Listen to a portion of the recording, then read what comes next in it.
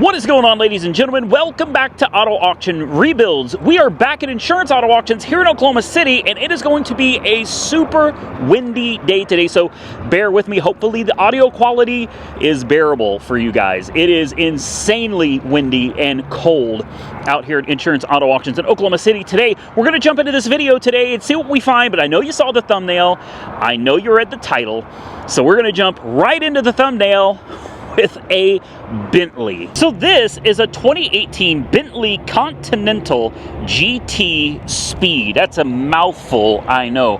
This car's retail value before the accident was over $80,000. It's got 54,000 miles on the odometer, and it's got what appears to be some minor front end damage. Now, it's not every day that you find something like this at any of the auctions out here in Oklahoma. In fact, this is pretty rare, so this is kind of a treat for us.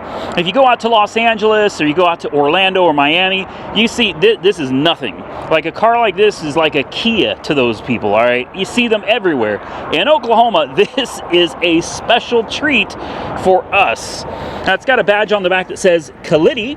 That is a Kia dealership of all places. That's interesting that somebody might have traded in their $80,000 Bentley on a Kia. But sure, okay, I guess it's possible.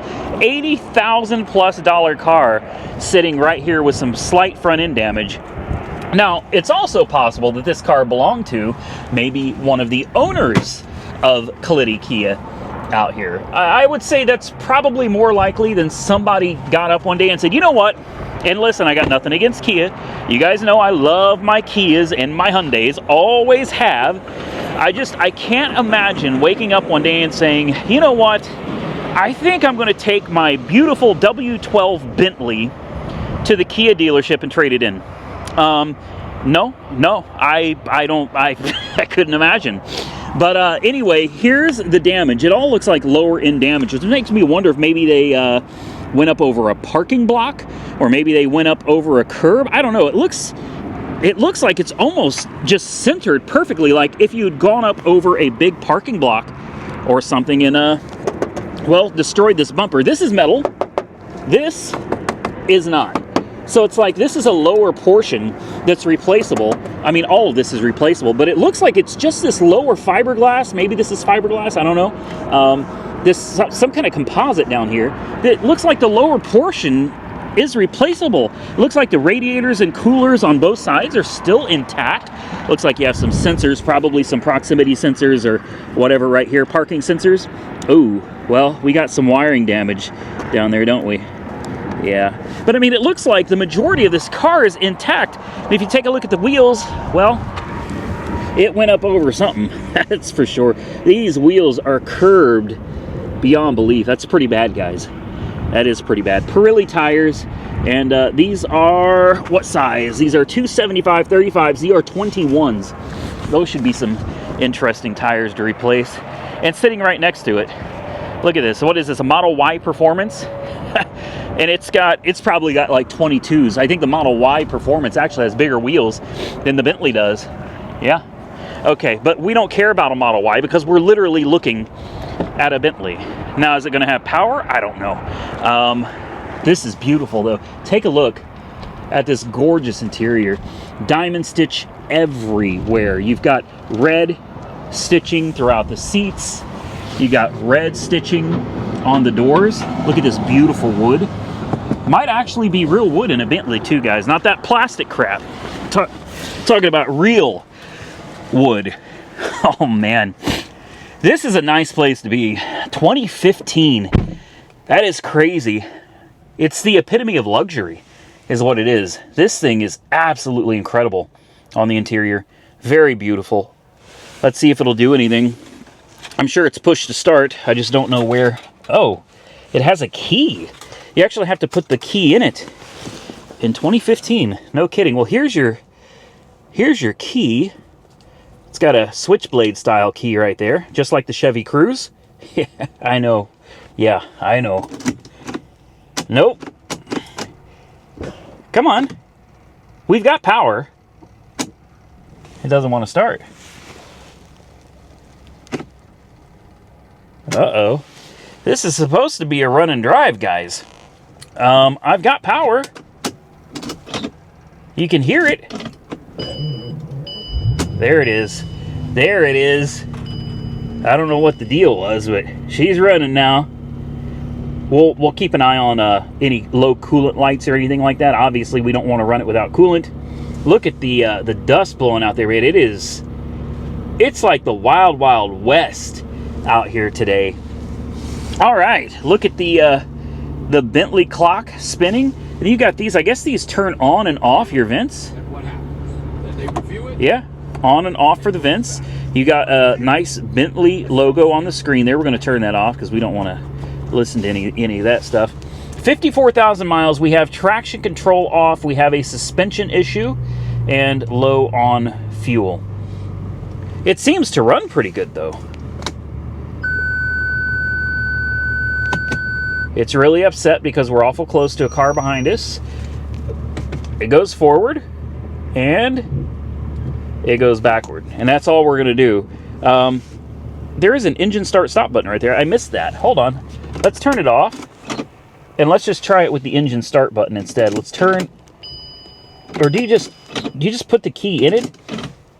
I guess you just put the key in it and then you come over here and nope, that does nothing. I guess you do that and then there we go. But I didn't push the start button last time. So I don't know. I don't know. These aren't my cars, guys. I'm a 80s and 90s car guy, not a 2015 Bentley car guy. Although I'll be honest with you, I wouldn't be opposed to buying something like this. I could probably afford to buy the car salvaged, but I probably couldn't afford to buy the parts to fix it. So let's see if we can get into the trunk, see what's back there. I see we've got a spoiler that's up. I also see that it's got a tow hook in the back right there as well. Is there not a button? There's no button. Is it this? It is. Oh, wow. Fancy. Oh, here's the broken piece, guys. All I need is some glue. Give me some epoxy. Oh, it went into the mud. Yeah, it ran into the mud. So somebody must have gone off-road with this bad boy. Boot close. Thank you very much. Let's pop the hood. Now, the W12 on this, if I'm not mistaken, is turbocharged. I need to look up the horsepower and torque numbers on this for sure, because I'm sure you guys are just as curious as I am. Come on. Pop the hood. Pop the hood. It's not popping. There we go. Oh, man. Yeah, that's what I thought. Twin turbo. 6.0 liter. Now, also, if I remember correctly, isn't this like two Ford Taurus engines welded together? I swear I heard that from somebody somewhere. Maybe that was not Bentley. Maybe that was Aston Martin. I can't remember, but I swear 6 liter, the Vulcan engine of the Ford Taurus was a 3.0 liter. So it would make sense if you welded two of them together, slap twin turbos on it. Well, this is what you get right here, a 6.0 liter twin turbo Bentley I'm sorry, if I remember correct, this is a W12. So this engine makes 626 horsepower, guys, and it's got a top speed of 208 miles an hour. That's, yeah, maybe I can't afford this. I got a feeling this is definitely going to go for more money than I could afford. I don't see anything leaking from under it, and I didn't see any warning lights about coolant. So I really think this car is okay. I think it's just going to need a few minor pieces or a lot of glue. Take your pick. This thing is absolutely beautiful. I don't want to say goodbye to it. I'm going to put the key right back where I got it. I'm honestly surprised that this car still has its key. I just spoke to IAAI inside, and they said that they're really starting to crack down on the viewing of these cars. And I told you guys a long time ago that this was going to happen. They're going to have to start cracking down on people coming out here and messing around, because people are stealing the keys to these cars. And that's unfortunate, because those thieves are probably trying to, ooh, why are these windows down? Let's try to put those back up. Man, I wouldn't want water getting in this. Let's see if we can get those windows to go up real quick. But yeah, a few people that are jacking keys just so they can make a few dollars, probably selling them on eBay. They're going to cost all of us the ability to,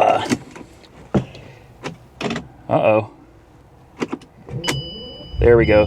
They're going to cost all of us the ability to come out here and preview these cars at auction. Guys, there we go. Those windows didn't want to work. Level fault, hill start assist not available. There we go, I think we got it. I tell you guys all the time, I try to be very respectful, regardless of where I'm at, not just auctions, but pretty much anywhere I go.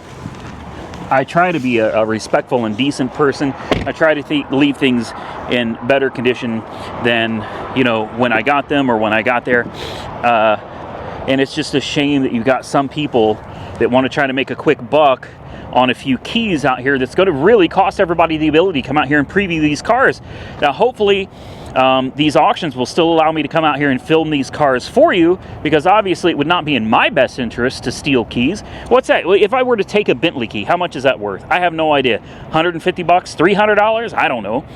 You know, each video I make is going to bring in at least $400 to $500. So it makes no sense to be jacking keys. Plus, morally, it's just the wrong thing to do. So whoever's stealing the keys out here, if you see these videos, and please stop, because you're ruining it for the rest of us. All right, you know the drill. We're gonna walk through the yard here, and we're gonna see what we can find. I am late today, guys. It's 2 o'clock in the afternoon. I'm way late today. I had no choice, though. It was freezing cold earlier, like literally freezing. Winds blowing 20, 30 miles an hour. There's just no way I was coming out here and doing a walk around. So it finally warmed up. Unfortunately, it's a little late in the day to be coming out here and doing this. So we're gonna have to just make do in this video, and we'll find what we find, and then we'll just try again another time. I'm not seeing anything interesting yet. Listen, if you guys see something in any of my videos that interests you that I walked past, I want you to do me a solid and leave a comment down below with a timestamp telling me what time in the video you saw a vehicle, and tell me what the vehicle was, or at least what color, so that I can come back out here and try to check it out for you. I'd be more than happy to do that for you guys. Now, sometimes when I come back in a week, or on occasion 2 weeks, those vehicles may already be gone. But if they're still here, I got no problem checking them out for you. Let's take a look at this. What is this, an M45? Oh, hitting the back, how bad, how bad, how bad. That's not bad. I mean, it's bad enough, I guess, but that's not, boy, it is muddy out here today. Let's just I just want to take a quick peek at this. I don't know. I mean, it's in pretty decent shape. It has power. It's relatively clean. The damage back here, I know it's probably significant. It's probably worse than I think it is, but I don't know, guys. The quarter panel doesn't look bent at all. The trunk lid is definitely crunched, and that taillight pocket there is going to have some damage. I'm just wondering, how hard would that be? Is this, oh, hold on. It looks like somebody's already opened this. Let me just pull this back just a little bit. Trust me, I'll put the tape right back on. I'm just wanting to look and see how bad this is on the inside. Yeah, so there's a right way and a wrong way to do things, and this one, it's crunched pretty good all the way up here in the pocket. Thankfully, it didn't affect the quarter panel. I don't think there's much damage under the bumper. But listen, this is not how I'm going to do things. In fact, I probably won't even look at this car or even think about purchasing this car. But if you wanted a quick and easy way out, this is no big deal. This is really thin metal. Take out this taillight, bang all of this back out as best you can with a hammer. It doesn't have to be perfect, just get it straight enough. Replace the bumper, replace the taillight, and obviously the trunk is going to be done for. Replace the trunk as well, and you're good to go. At least, I think. I really think that's all there is to it. If you really wanted to, you could quickly, cheaply, and relatively easily put this one back together. But I'm not saying to do it. I'm just saying that if it was for yourself and you just wanted kind of, you know, a nice, cheaper car, these things are great, man. They really are. Battery's probably dead. No. These are awesome cars. They really are. I love them. And that damage, if it was something that you didn't want to spend a lot of money on, you could absolutely buy this, bang those dents out for yourself, slap a taillight, a bumper, and a trunk on it, and call it a day. Shouldn't be a problem finding the parts in the same color. Looks like you got a Bluetooth module in there. You've got DVD. I don't know if that's for navigation or what, but 160,000 miles on the odometer. Oh, wait a minute. We have an oil light on. Whoa, whoa, whoa. We have an oil light on. Hold on. All right, there might be more going on than what I realize here. Let's just pop the hood real quick. I am half interested in it. That's why I'm looking at it, guys. I am. Oh wow, yeah. So, in case you didn't know, these are V8s, the M45, just like the Infiniti Q45 was also a V8.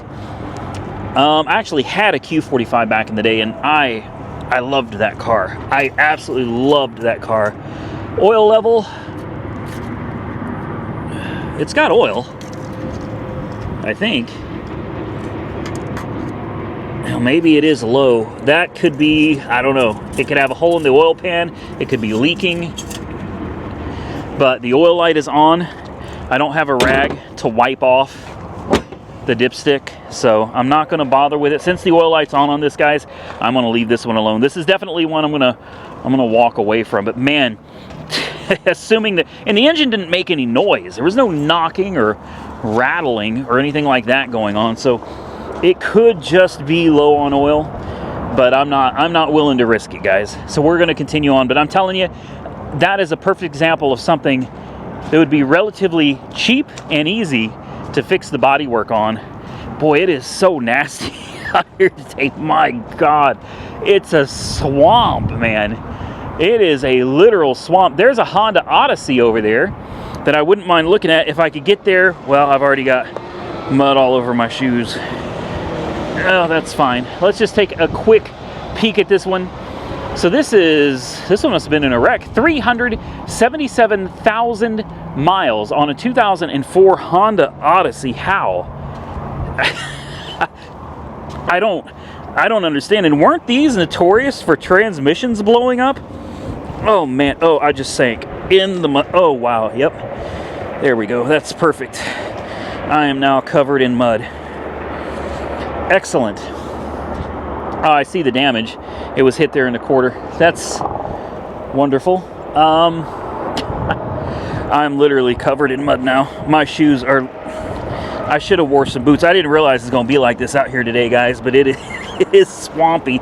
Look, I'm literally sinking into the mud out here. Okay, we're going to skip that. I need to get out of here, guys. And I'm not quite sure how to, there we go. Okay, not to worry. As soon as I get back on dry land, we'll wipe all that off there. Remind me not to go back and do that again. Let's just avoid the swamp. I'm gonna dip my feet in the water here and just kind of try to get some of that off the bottom. There we go. All right, let's continue on. Like I said, this time we'll avoid jumping into the swamp waters over there. So let's see what else we can find out here. No Honda Odyssey today. I see a Buick. Oh, it's right by the Odyssey. Man, I don't really want to get back into this again. Let me just take a quick peek at this. What is this? A 2015 Buick Encore, 111,000 miles, runs and drives. I'm going to skip that. I had a lot of people warning me that Encores were bad vehicles. I don't know. I've never had one, so it's kind of hard for me to say. But I'm going to walk past that, mainly because I don't want to walk through that swamp again. And it looks like a lot of these vehicles are going to be in the swamp water. Look at this. 250,000 miles on a 98 Ram 1500. Now, I like this. I like this a lot. So that means it's going to be completely crunched, and it's also in the mud. Man, it's not that bad. This one is not that bad. Are you serious? It even still has the dashboard. It needs a fender. Thankfully, the hood survived. The door's got a ding in it. If you want to replace it, you can replace it, obviously. But these things generally are in pretty... God, I can't even get to it, man. They're usually in pretty rough condition. This one looks pretty good. It's got some dings down the sides. I can't go any further because, you know, swamp water. But take a look at that interior. It's actually in pretty good shape. That is so rare. It's a Laramie SLT. You've got the bull guard on the front, or the brush guard, whatever you want to call it. This is a good looking truck. Is there suspension damage is what I'm wondering. This wheel is turned pretty hard to the driver's side, and that wheel's also turned pretty hard to the driver's side, so that's good. The wheels are facing the same direction. That's always a positive. But this wheel looks like it may be, you know, it's hitting the mud flap there. It looks like it may be a little off center there. And you can see the wheel definitely took an impact. So probably suspension damage, maybe control arm damage. Can I get through here? I really want to look at this truck. I don't want to sink in the mud. Ooh. Oh. The door is overlapping the back door. Oh my God. Come on, man. Oh, it won't open. Yeah, it won't open. So it's gonna be, I can't get in this. This is a 4-wheel drive model, and I don't know, it's either got a 5.2, which is the 318, or what's the other one they put in this? It's a I don't remember, the 5.2, if I remember right, it's the 318, and then the other one is the, I can't remember, 318 and a 390, something like that. I cannot squeeze in this thing, man. The key was left on. That's nice. So it's gonna need a jump. This is really not too bad a shape. I'm gonna see if we can't pop that hood. Just take a quick look. Let's walk around the back, see if it's damaged back here a little bit. This would be a perfect candidate for a work truck. I mean, seriously, perfect candidate for a work truck, guys. You know I love my old cars and trucks, and these things are just, these are kind of iconic. Let's see if we can get this hood open and see if it's got the 5.2 or the, I can't remember what the other displacement is. 5.9, thank you. 5.2 or the 5.9. So this one is the 5.9 liter, which, again, I can't remember the exact displacement. The 5.2 is the 318. The 5.9 is the 360. Not 390, 360. That's what it is. It's a 360 cubic inch. We could try to fire this up. Look at this. It's got an Interstate Econo Power battery. I'll bet it runs. I would not attempt to drive this home. 1 second. Sorry guys, I had an important phone call I had to take from a different auction. All right, let's continue on our way and see if we see anything else. I decided to just leave that one alone, man. If it's in the swamp, unless it's something that I just can't pass up, I'm not gonna mess with it. Look at that old Lincoln Town Car Signature Series. I'm a sucker for a Panther. That's all I can tell you. I'm a sucker for a Panther platform. Here you got, we looked at this one already, an old E-Class Mercedes. I think it's just like a 350, so I'm not all that interested in that one either. All right, we're bound to come across something interesting here. And I've had a lot of you asking me about that, what was it, a 91? The 91 Mustang GT convertible that was completely trashed. A lot of you have been asking me about that, and I've had mixed reviews on that one. Several people have said I should get it. I've had several people saying you need to just leave that one alone. And I'll be honest with you, I don't know. I'm torn on it myself. For $900 though, I figured it's a great parts car. Unfortunately, it has never come back up for auction. So I don't know what happened. I don't know what they're doing with it. I don't know why the hood on this is up, especially with all the rain that we've had out here. That seems like a pretty bad idea, right? So let's let's close this. This isn't like the other auction, you know what I mean, where they leave the hoods up. And don't worry, it's got a safety latch. See, it's not gonna fly up. If it was my car, I wouldn't want the hood sitting up, you know, out here in the weather. There's that GLC, I think it was, AMG, we looked at that one already. But anyway, as far as the Mustang GT is concerned, if it comes back up, I'll be more than happy to check it out, maybe put a bid on it.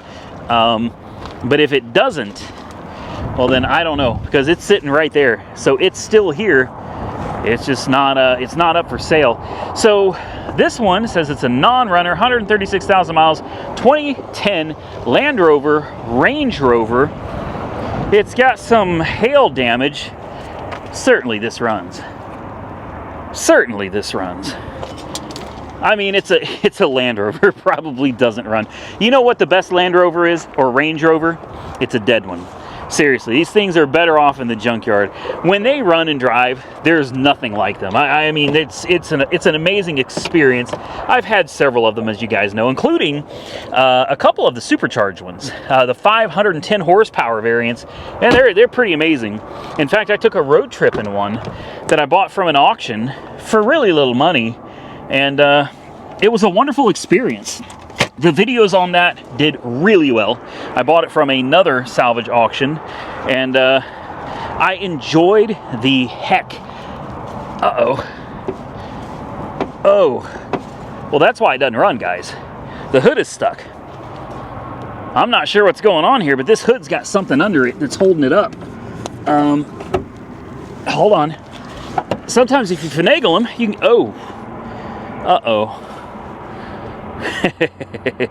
as I said, the best Land Rover, Range Rover is a dead Land Rover, Range Rover. These things are also notorious for catching on fire. That happens a lot.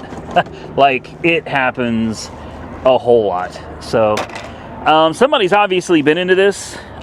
This is not something I want to play around with. Your battery's going to be way up there. We could try to start it. I'm betting that they couldn't get the hood open. I'd be willing to bet they could not get the hood open on this.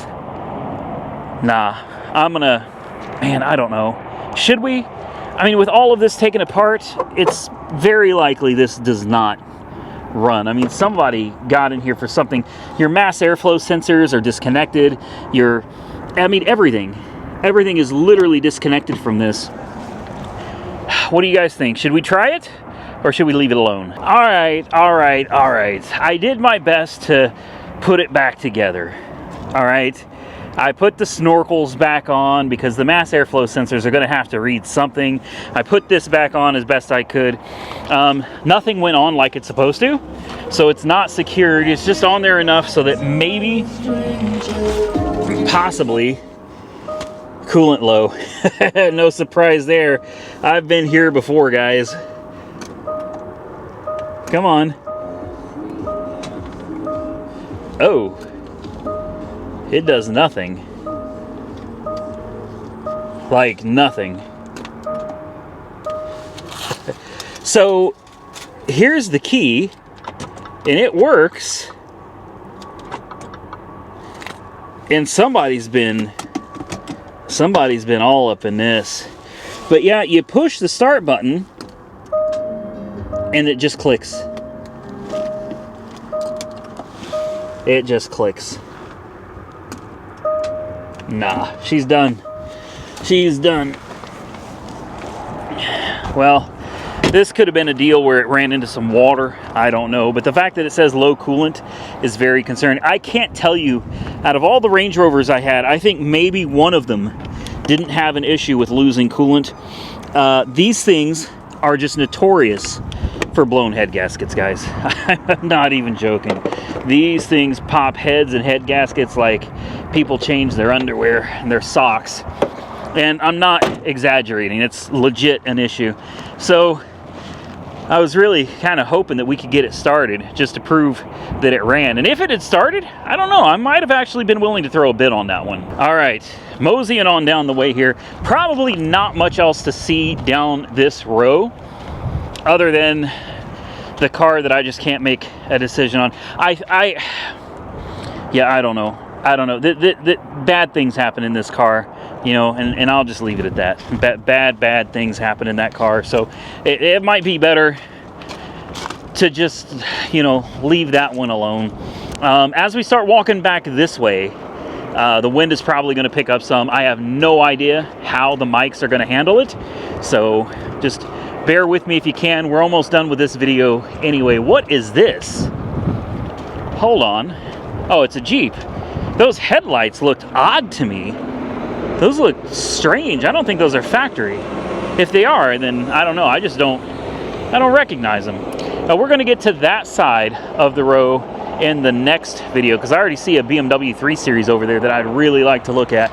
We're just going to do a quick walkthrough, see if there's anything else on this side that's worth looking at, and hopefully in the next video we can start getting into some of the donation cars because those are my favorite. I love the donation vehicles. You never know what you're going to get, and most of them are from my favorite generation, 80s and 90s. So stick around for the next video.